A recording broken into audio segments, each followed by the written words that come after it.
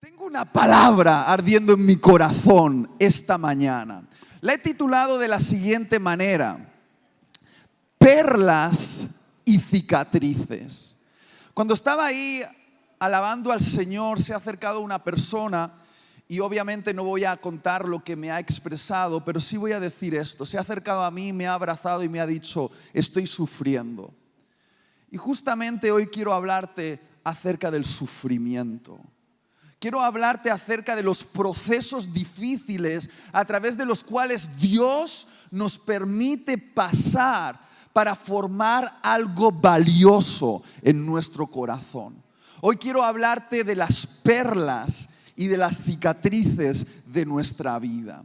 Y quiero comenzar siendo muy honesto con todos vosotros. Y voy a hacer una declaración peligrosa para un predicador, pero quiero ser honesto con vosotros y lo voy a decir desde el principio. Ahí va.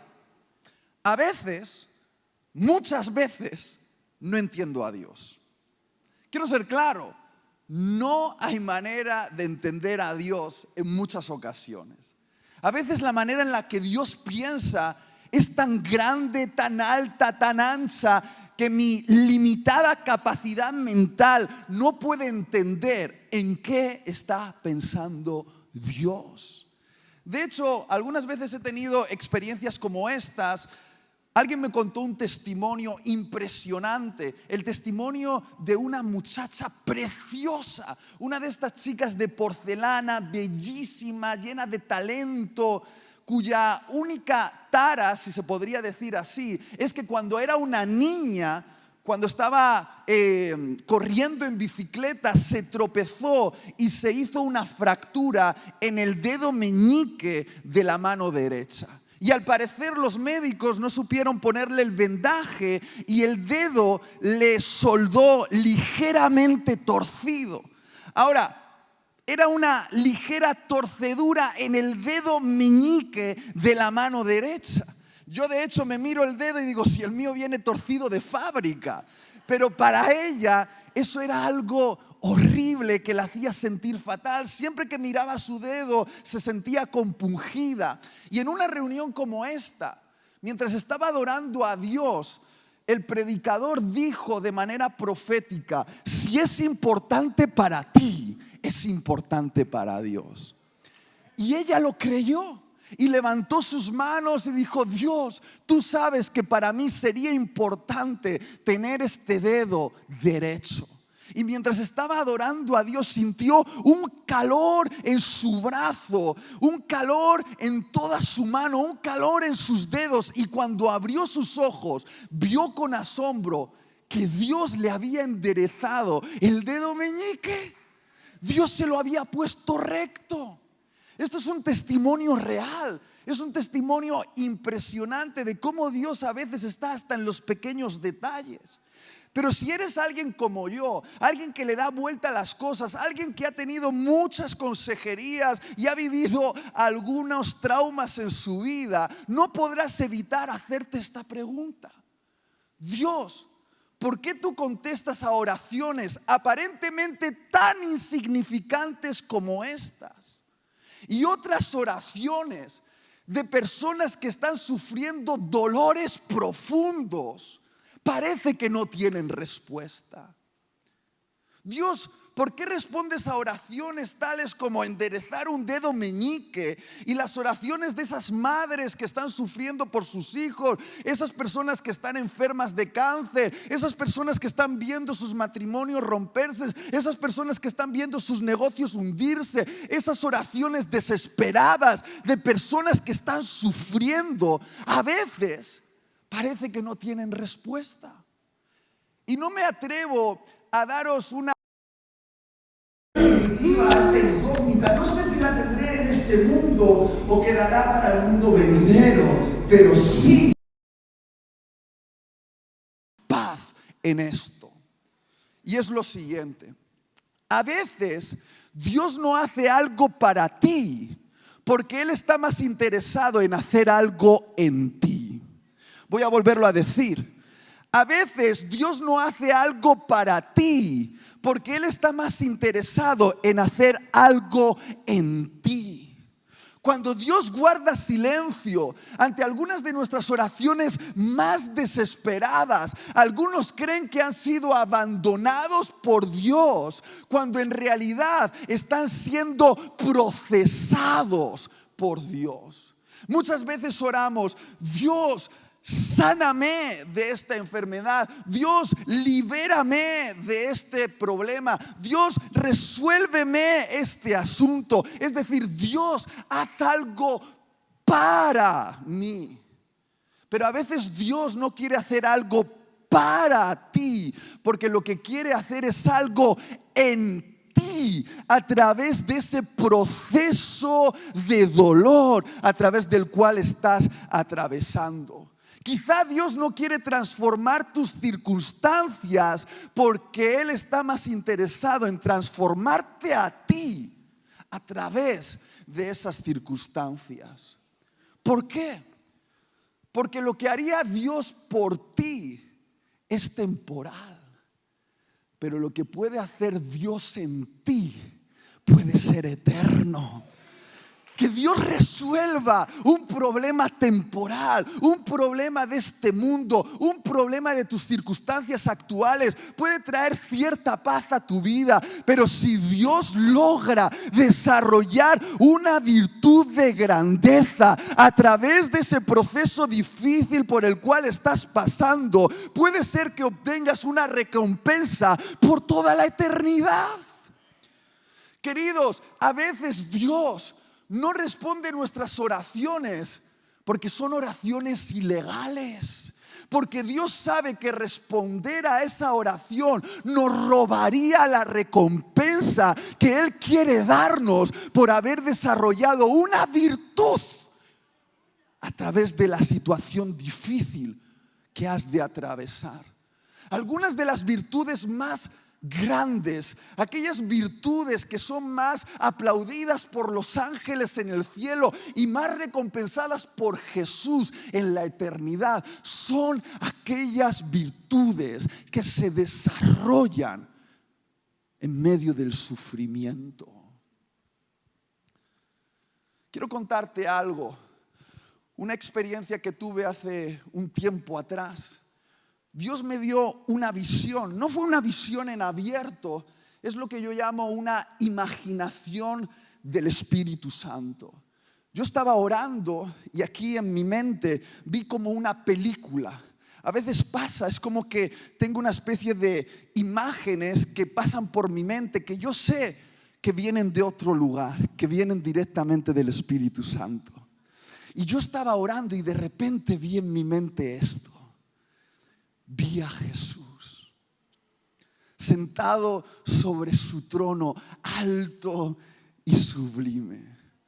Yo no sé si has visto algo hermoso en tu vida, pero no hay nadie más hermoso que Jesús. Él estaba cubierto de gloria y literalmente millones de ángeles alababan su belleza. Y ahí estaba Jesús, el hermoso, el deseado de todo el cosmos, el ser más bello de toda la existencia. Y le vi poniéndose de pie frente a su trono.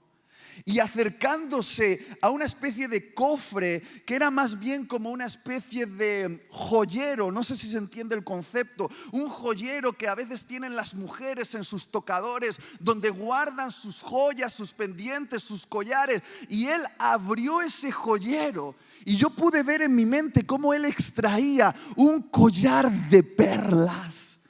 Perlas diferentes, de diferentes colores, tamaños y formas. Cada perla era única en su forma. Y él se quedó mirando el collar como con un rostro de satisfacción, como si para él ese collar fuese importante. Y yo aquí en mi mente pude ver a Jesús tomando el collar y poniéndoselo alrededor del cuello. Y una vez hecho esto, empezó a lucirse delante de la creación, delante de los ángeles o los arcángeles y los querubines, como si él se sintiese orgulloso de portar ese collar, y lo lucía delante de todos. Y pude escuchar aquí, en lo profundo de mi ser, esa voz del Espíritu de Dios que me decía: Itiel, tu vida puede ser una perla que embellezca un poquito más a Jesús por toda la eternidad. Le escuché decir esto: Itiel, tu vida puede ser una perla que embellezca a Jesús un poquito más por toda la eternidad. Y cuando yo vi esto en mi mente, como tengo el síndrome del predicador y para mí todo tiene que ser bíblico, busqué en la Biblia con qué podía estar conectado eso que había visto. Y rápidamente pensé en esa famosa parábola de Mateo capítulo 13, la parábola del buscador de perlas. Esa parábola que Jesús nos narró acerca de un coleccionista de perlas, que desesperadamente iba de mercado en mercado buscando perlas exclusivas, perlas preciosas, perlas que tuviesen matices únicos.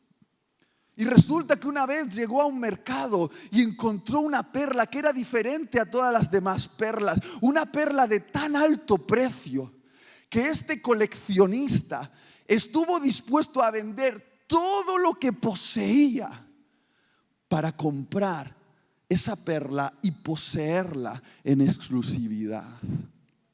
Y se ha dado diferentes interpretaciones a esta parábola y creo que muchas de ellas son válidas, pero voy a decirte lo que significa para mí. Al menos es así como yo la entiendo. Yo creo que el coleccionista de perlas es Jesús. Y yo creo que las perlas somos nosotros. Eres tú y soy yo. Y yo creo que este coleccionista de perlas llamado Jesús ha estado dispuesto a pagar un alto precio, el precio de su propia sangre derramada en la cruz para poseerte a ti y poseerme a mí en exclusividad. Y cuando digo esto, yo sé que algunos dicen: ¡ay, Itiel, qué romántico! ¡Qué poeta eres, Itiel! ¡Qué imagen tan maravillosa estás dibujando en nuestras mentes! Y sí, es maravillosa hasta que te haces la pregunta pertinente. Si Jesús es el coleccionista de perlas y nosotros somos las perlas, la pregunta esta mañana es: ¿y cómo se forman las perlas? Y yo no tenía ni idea y tuve que buscarlo en Wikipedia. Y resultó, para mi sorpresa, que las perlas son producto del dolor. Al parecer, las perlas, como veis en la pantalla, se forman dentro de las ostras. Las ostras son unos moluscos que tienen una piel muy delicada y para protegerse están cubiertos de una concha, un caparazón que los protege de los agentes externos porque su piel, su suave piel es muy delicada. Pero al parecer, de vez en cuando, un pequeño granito de arena o una piedrecita afilada logra entrar dentro de la ostra y herir la suave piel de ese ser vivo. Hiere a la ostra, abre una herida que empieza a sangrar. Y los expertos dicen que es en ese momento cuando empieza a generarse una perla. Porque la ostra, para cicatrizar la herida, segrega una sustancia viscosa llamada nácar, que empieza a cubrir ese granito de arena que se ha quedado clavado en la herida, y capa tras capa, en un proceso que a veces puede durar hasta 10 años. 10 años. Algunas de las perlas más preciosas y de más alto valor en el mercado, que han sido generadas de manera natural, han tardado 10 años. 10 años en formarse. Capa tras capa de nácar va creándose una especie de bolita que es lo que conocemos como la perla preciosa. En otras palabras, una perla es una herida que cicatrizó.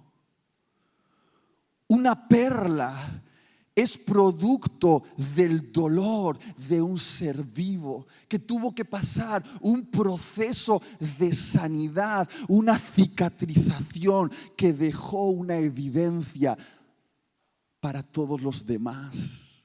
Una perla. Y cuando yo pienso en esto, cuando pienso que mis heridas pueden cicatrizar de tal manera que formen una perla en mí, empiezo a tener esperanza.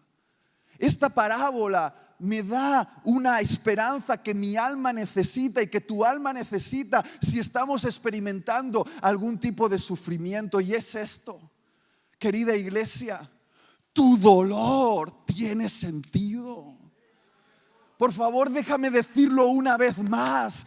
Tu dolor tiene sentido. Déjame decirlo. Ayúdame, Espíritu Santo, a hacer que estas palabras penetren a lo más profundo de sus corazones. Escúchame bien, iglesia. Escúchame bien, tú que estás sufriendo. Tu dolor tiene sentido. Lo tiene. No tiene falta de propósito, hay un propósito detrás de ese dolor que quizá no puedes lograr entender ahora, quizá no lo entiendas durante toda esta vida terrena, pero la entenderás un día. Y no estoy diciendo que Dios te provoque dolor, porque yo no creo que Dios provoque dolor a nadie, pero sí creo que en un mundo donde hay dolor a causa de nuestro pecado, Dios puede tomar ese dolor en sus manos y hacer algo maravilloso con él en nuestras vidas. Yo lo creo. Y me da tanta esperanza pensar que en la manera en la que yo responda a ese dolor, la manera en la que yo enfrento las pérdidas, las enfermedades, las injusticias, las traiciones, las crisis, la manera en la que permito que mis propias heridas cicatricen, mi propia historia de sanidad puede crear una perla en mi delicado corazón, en mi frágil corazón, que un día podré entregarle a Jesús y Él se la colgará en el cuello y logrará embellecerle un poquito más por toda la eternidad. Queridos, una generación que huye de los procesos difíciles no tendrá mucho que entregarle a Jesús. Se nos enseña a escaparnos del sufrimiento. ¿Te duele? Tómate esta pastillita. ¿Te va mal? Sal de ahí. ¿No están yendo bien las cosas? Busca otro escenario. Vamos, huye del dolor. No enfrentes la crisis, simplemente escápate de ella. Y una generación escapista tendrá muy poco que ofrecerle a Jesús. Porque déjame preguntarte, ¿qué le vas a entregar a Jesús ese día cuando le veas cara a cara? Porque le vas a ver. Él te va a mirar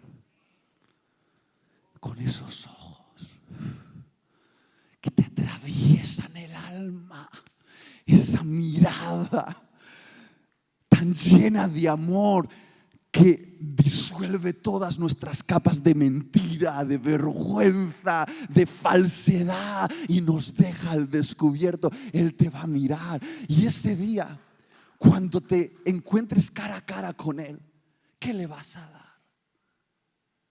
¿Qué le vas a dar a aquel que es el poseedor de todas las riquezas del cosmos? ¿Qué le vas a dar a aquel que es el dueño de cada átomo de la creación? ¿qué le vas a dar a aquel?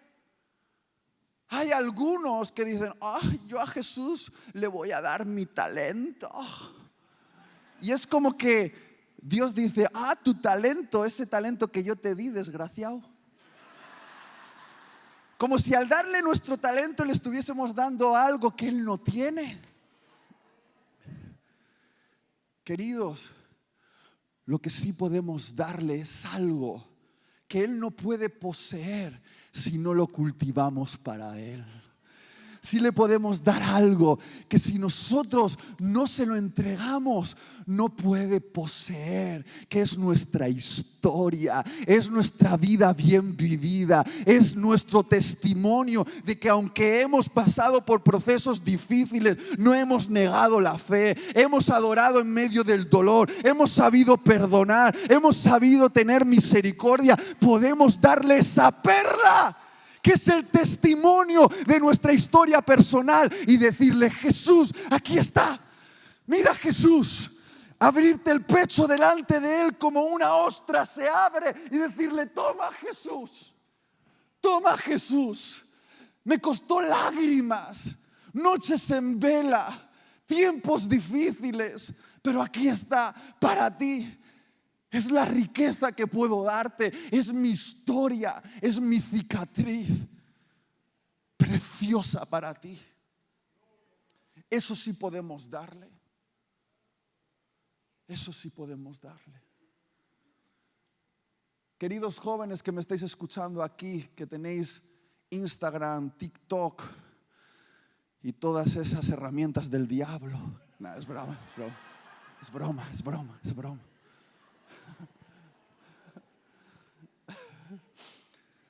Si Jesús tuviese Instagram, las cosas a las que Jesús daría un like no se pueden fotografiar. Las cosas a las que Jesús daría un like no se pueden fotografiar. Porque no son las que están fuera de nosotros, son las que están dentro de nosotros. Son las virtudes del alma que tienen valor para Él, como el perdón, la fe, la paciencia, la humildad. Ahora, ¿te has dado cuenta de que todas ellas, todas esas virtudes que crean fascinación en Jesús, necesitan, presta atención a esto, necesitan atmósferas de dolor para ser cultivadas? Por ejemplo, ¿cómo generas la virtud del perdón en tu corazón? A través del dolor de una ofensa. ¿Cómo generas la virtud de la fe en tu corazón? A través del dolor de una promesa que tarda en cumplirse. ¿Cómo generas la virtud de la humildad en tu corazón? A través del dolor de un ego que ha de ser humillado. ¿Cómo generas la virtud de la paciencia en tu corazón? A través del dolor de tener hijos adolescentes.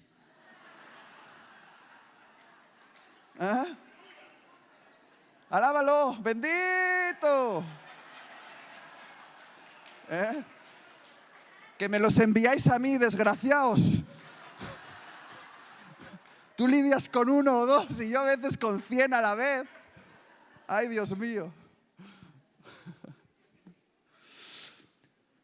Es a través de esas situaciones de quebranto donde Dios genera algo hermoso en nosotros. Es ahí. Por eso no debemos huir de los procesos.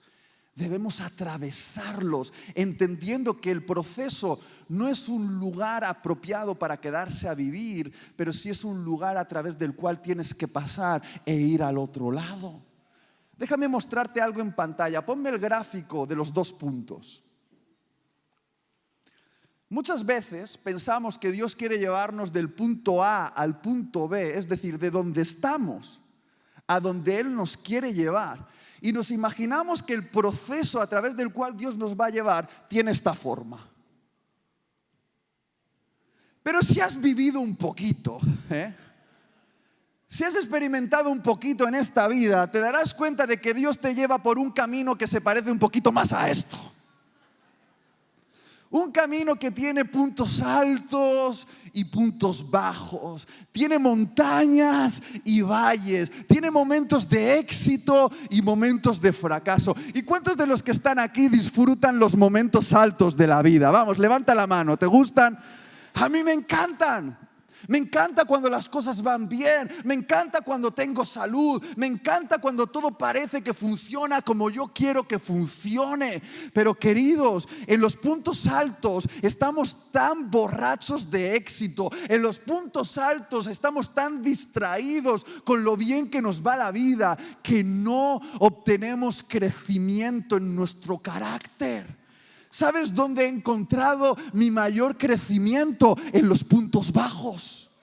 Es ahí, en ese punto bajo, donde he tenido un incremento de virtudes en mi carácter. Es en los puntos bajos donde he obtenido la mayor riqueza de mi vida.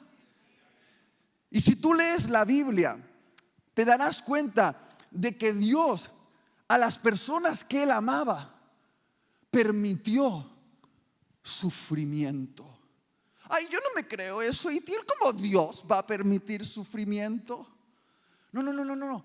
Agarra tu Biblia, haz este ejercicio, un rotulador rojo y di, voy a leer de la primera página hasta la última, marcando cada momento donde Dios permitió que uno de sus amados sufra un poquito. Y si haces este ejercicio, te darás cuenta de que al final de la lectura tu Biblia tendrá un montón de cicatrices rojas, estará sangrando por todas partes, porque la historia de la Biblia nos narra cómo Dios formó a los suyos en esos momentos bajos para llevarlos hacia su destino. Para José fue la cárcel. Para Moisés fue el desierto.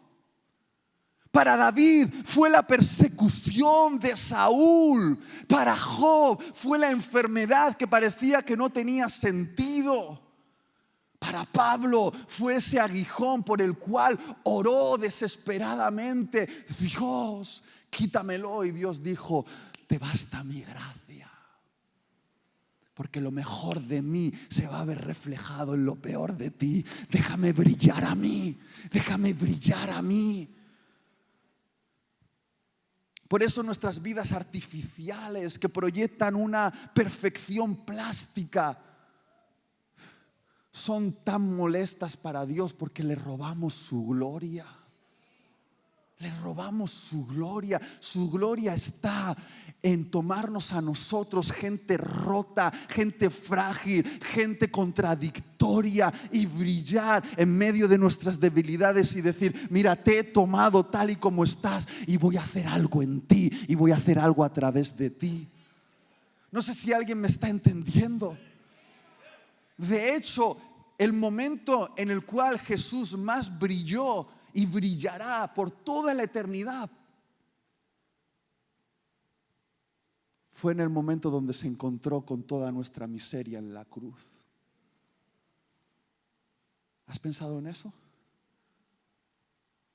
Le vamos a estar dando gracias durante toda la eternidad, no porque Él es el creador de las bellezas del cosmos, sino porque siendo el creador se dejó tocar por toda nuestra miseria en la cruz y la portó sobre sí mismo para quitárnosla a nosotros y darnos a cambio su justicia. No sé si estás entendiendo esto.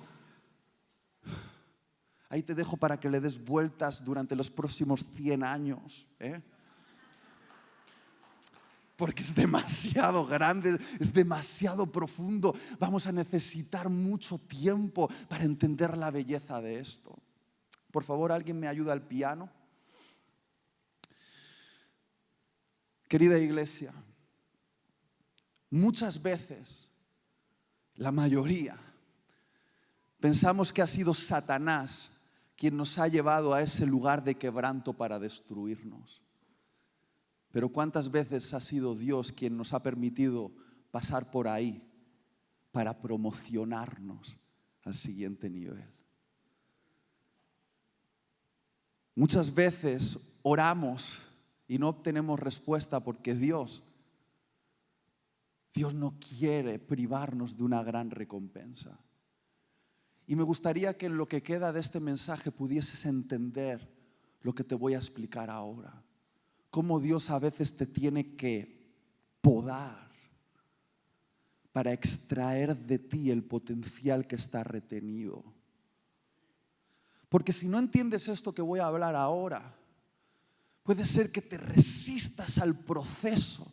Puede ser incluso que te ofendas con Dios, cuando en realidad Dios está haciendo algo maravilloso en ti. Y me gustaría llevarte a un episodio de las Escrituras que está en Juan, capítulo 15, versículos 1 al 8.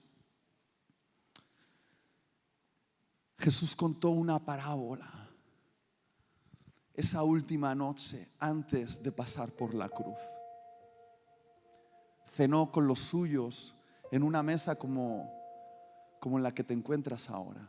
Y me encanta porque Jesús está en estas mesas. Está ahí. Está con nosotros.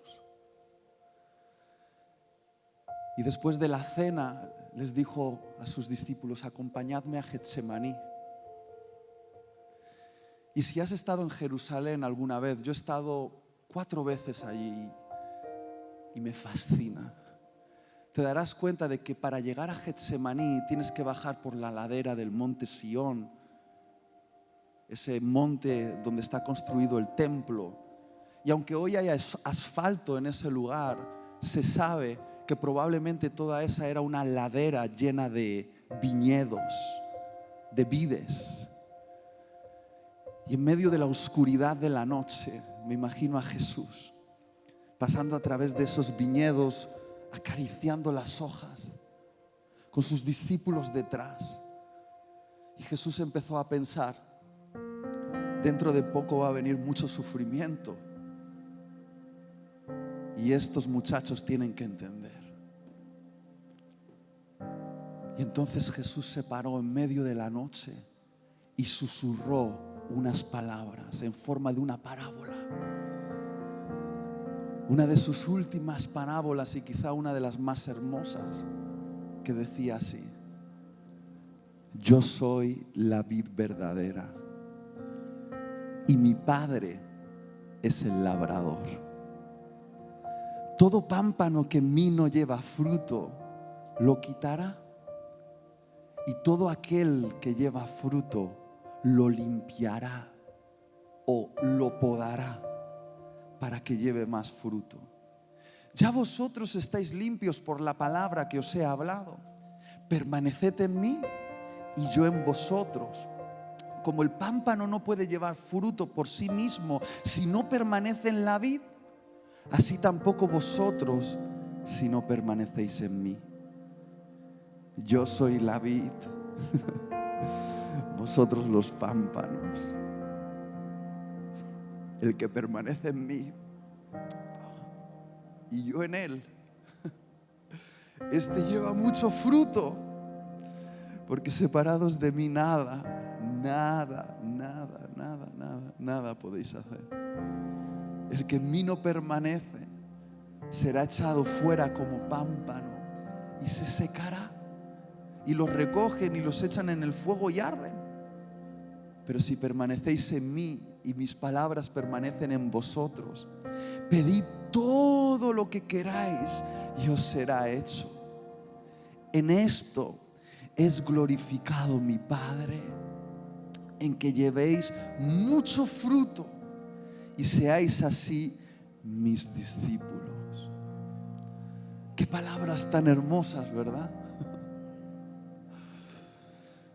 Esta es una parábola que es difícil de entender para los millennials, porque creemos que la fruta crece en los cajones del supermercado. Pero tengo una noticia para los jovencitos: la fruta crece en los árboles. La fruta nace de un proceso a través del cual deben pasar los diferentes árboles. Y las vides, las vides, al igual que todos los demás árboles, para dar fruto tienen que ser procesados. Y en esta parábola Jesús se refiere a sí mismo como si Él fuese la vid verdadera, es decir, el tronco de la vid. Y dice que nosotros, tú y yo, somos los pámpanos, es decir, las ramitas a través de las cuales nace el fruto, que son las uvas. Y curiosamente Jesús dice que el labrador es Dios Padre. Y parece ser que este labrador tiene una obsesión que puede ser hasta incómoda para nosotros, que somos los pámpanos. Este labrador está obsesionado porque los pámpanos den fruto. De hecho dice que la prueba de que somos discípulos de Jesús no es otra que esta: ser discípulos fructíferos. Y cuando estoy hablando de fruto, en el contexto de lo que estoy hablando durante todo este mensaje, me refiero a las virtudes en el alma, las virtudes en nuestro carácter. Porque querida, los dones espirituales se nos dan gratuitamente y por gracia, pero los frutos del Espíritu, los frutos del Espíritu hay que cultivarlos.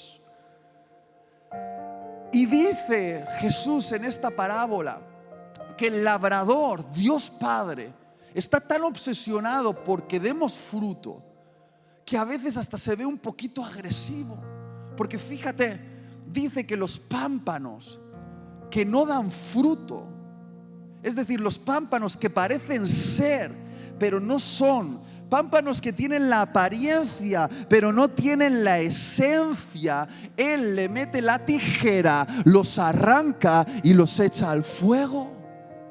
Y claro, esto es una palabra bien difícil de predicar, porque se nos habla acerca de la posibilidad de que en medio de nosotros haya personas que parecen ser, pero no son, que tienen la apariencia, pero no tienen la esencia. Y una de las manifestaciones es que no dan fruto. Y claro, es incómodo para mí decirte que Dios te va a meter la tijera y te va a echar al fuego. Pero querido, es que yo no soy un coach motivacional, soy un predicador de la palabra y tengo que predicar lo que me gusta y lo que no me gusta, lo que me hace sentir cómodo y lo que me incomoda profundamente. Y hasta aquí, quizá todos podríamos estar de acuerdo que los pámpanos falsos, Dios les debe meter la tijera. Pero queridos, dice que los pámpanos que sí son, los pámpanos que dan fruto, el labrador coge también la tijera y los poda para que den más fruto. Y yo digo, Dios, está bien que le metas la tijera a los pámpanos falsos, pero a los pámpanos verdaderos déjalos tranquilos. No le metas la tijera a aquellos discípulos que ya están dando fruto. Porque es bien complejo para nosotros entender qué es lo que está pasando cuando el labrador mete la tijera. Porque la misma tijera que usa para cortar y echar al fuego es la misma tijera que usa para podar, para que ese pámpano tenga más fruto. Y desde fuera es difícil de entender qué es lo que Dios está haciendo, pero es la intención del labrador, la mente del labrador lo que hace la diferencia. Las tijeras son exactamente iguales, pero la intención es diferente. Yo recuerdo un momento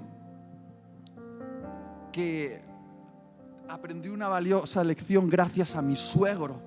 Yo soy un millennial y los millennials no tenemos mucho conocimiento acerca del campo, pero mi suegro es un hombre de campo, un hombre que tuvo viñedos, un hombre que sabe cómo funcionan las cosas en el campo.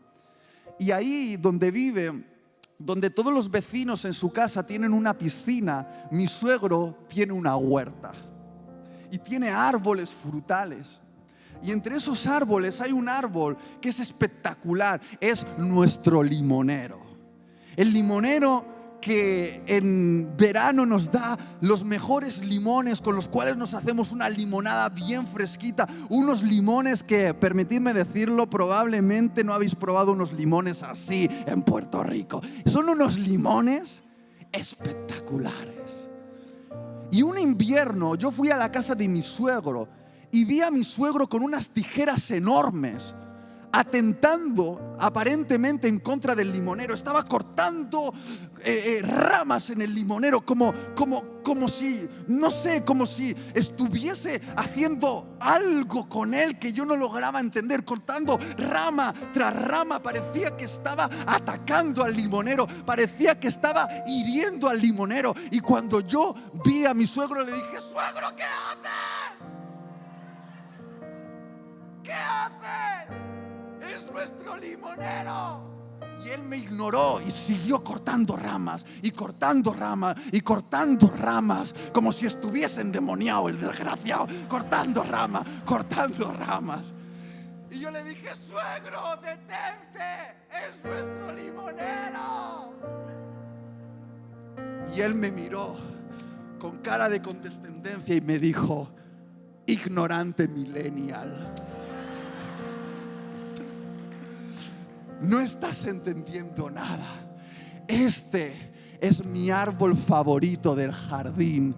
Este es el árbol que más amo, porque este es mi mejor árbol en el jardín y lo estoy podando para que en el siguiente verano sea promocionado al siguiente nivel, para que dé más y mejor fruto.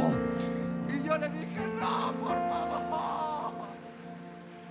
lo estás matando. Y él me dijo: no lo estoy matando, estoy haciendo una inversión personal en él. Estoy promocionándolo al siguiente nivel. Estoy extrayendo de él el potencial retenido.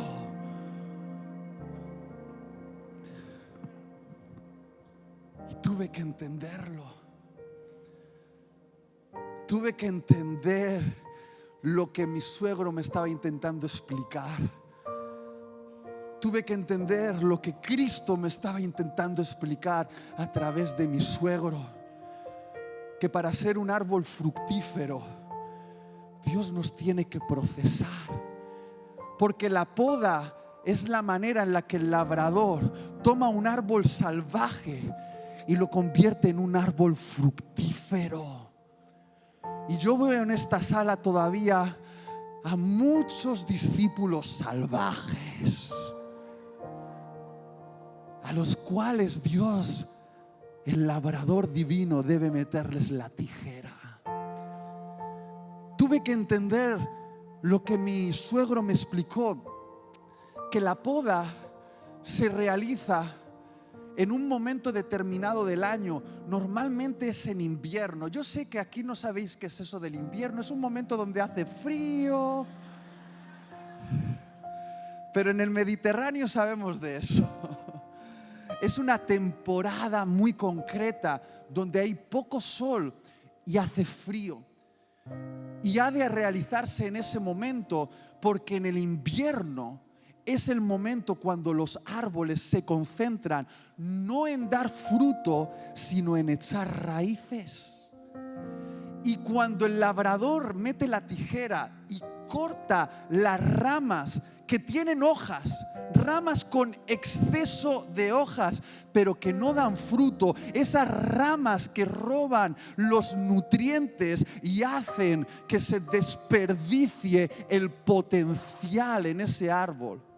Cuando el labrador corta esas ramas, lo que le está permitiendo al árbol es que se concentre en echar raíces más y más y más profundas, allí donde debajo de la tierra se encuentran los manantiales, los minerales y los nutrientes, para que cuando llegue la primavera pueda extraer de las profundidades de la tierra todo lo que necesita para fructificar.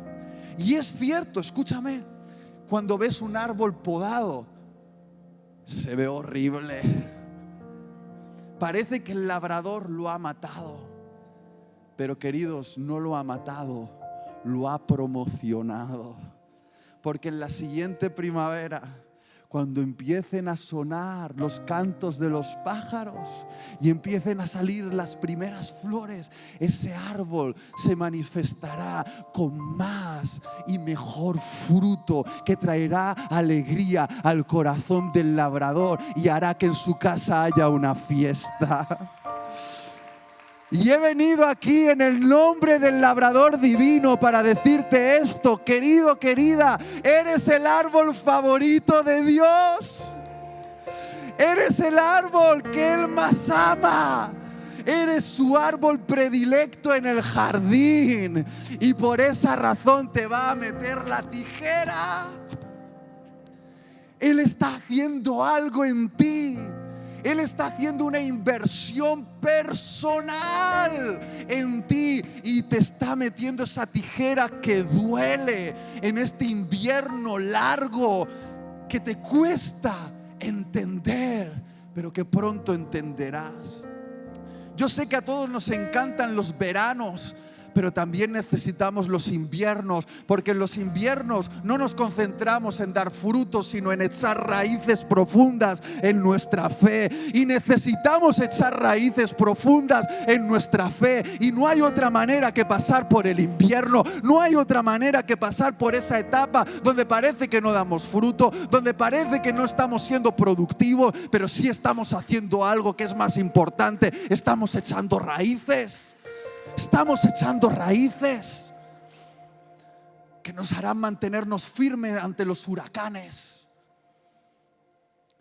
Y sí, Dios va a hacer cortes en tus ramas. Y los cortes duelen.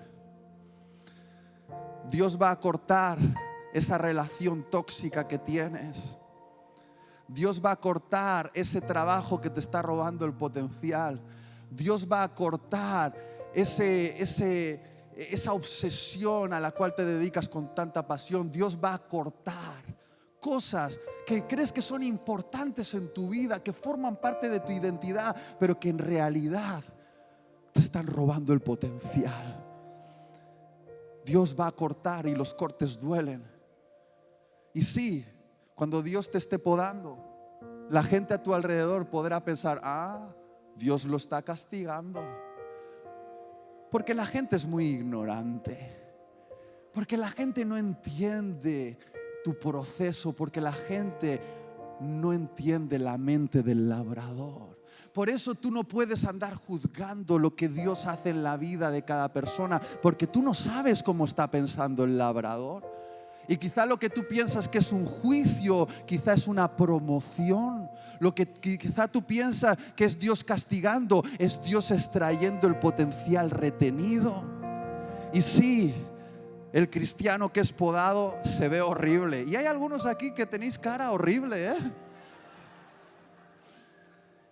Pero pronto empezarán a cantar los pájaros que anuncian tu primavera. Pronto llegará el momento de la fructificación. Ya lo estamos escuchando. Y quiero terminar con esto. Si tú estás pasando por un momento así, donde Dios está permitiendo que seas herido a través de uno de esos cortes que duelen, lo único que te va a mantener firme en medio de ese quebranto es si tienes fe. Pero la pregunta es: ¿fe en qué? Fe en que aunque no lo entiendas, tu labrador divino es bueno y tiene buenos planes. Lo más difícil de creer cuando la tijera está hiriéndonos es que Dios sigue siendo bueno aunque nos pasen cosas malas. Me gustaría que pusieses en la pantalla esas imágenes. cuando el mismo Jesús estaba siendo podado. Quiero que fijes tu mirada en la pantalla. Algunos pensarían, Dios lo está castigando. Pero de alguna manera Dios lo estaba podando. En la cruz había 3 cruces.